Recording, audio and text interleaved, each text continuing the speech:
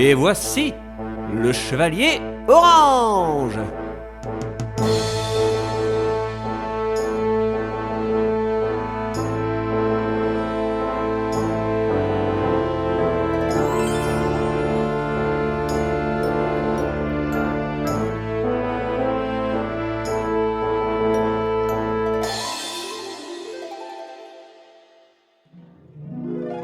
Les 12 coffrets de Goraden le Fol. Introduction. Dans le vaste monde qui entoure le royaume d'Anjulia, il existe de nombreuses espèces de créatures, dont certaines très anciennes ont vu naître l'humanité. Parmi tous ces êtres fantastiques, entre les esprits de la nature, les arbres de vie et les fées, se trouvent des reptiles géants, majestueux et puissants, que l'on nomme les dragons. Ces colosses redoutés naissent avec une corne sur la tête. Puis, tous les 1000 ans, il leur en pousse une nouvelle, les rendant à chaque fois plus puissants. Après l'apparition de leur 3e corne, les dragons s'enfouissent sous la terre pour y dormir, ne se réveillant qu'une poignée de jours tous les 100 ans.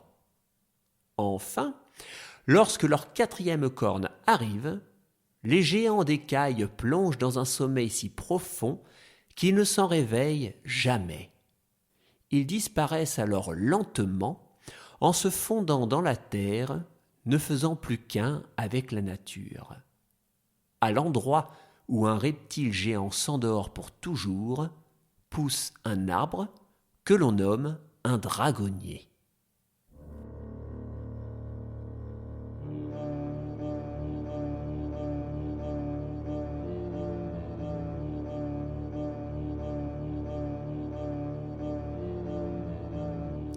Il y avait jadis, du temps où les hommes commençaient à peine à parler, un dragon du nom de Goraden. Cette immense mais sympathique créature adorait regarder évoluer les humains et souvent il venait à leur rencontre. C'est ainsi qu'il se lia d'amitié avec un mage. Ce dernier, pour lui prouver son affection, lui offrit un jour le don de l'immortalité. Ainsi, lui dit-il, tu connaîtras le destin de cette humanité qui te fascine tant.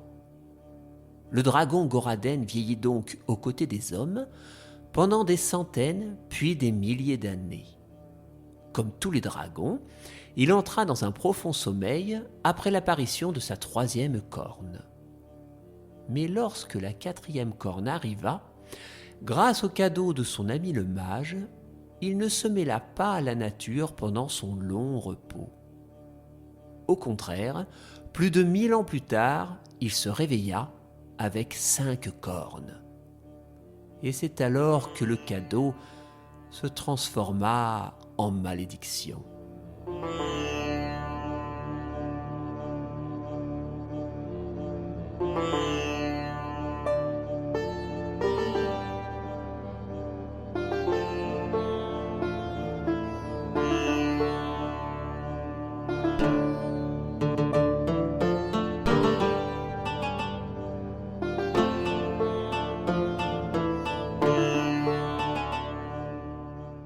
Après toutes ces années, le pauvre Goraden avait acquis une puissance incroyable, et il sentait que cette force le rongeait de l'intérieur, car bien souvent, hélas, le pouvoir rend fou.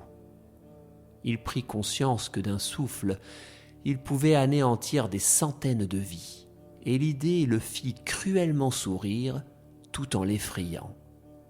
Il eut grand-peine à contenir sa soif de destruction, et cela lui glaça le sang. Le malheureux se rendit compte qu'il perdait la raison petit à petit, et il devint Goraden le Fol.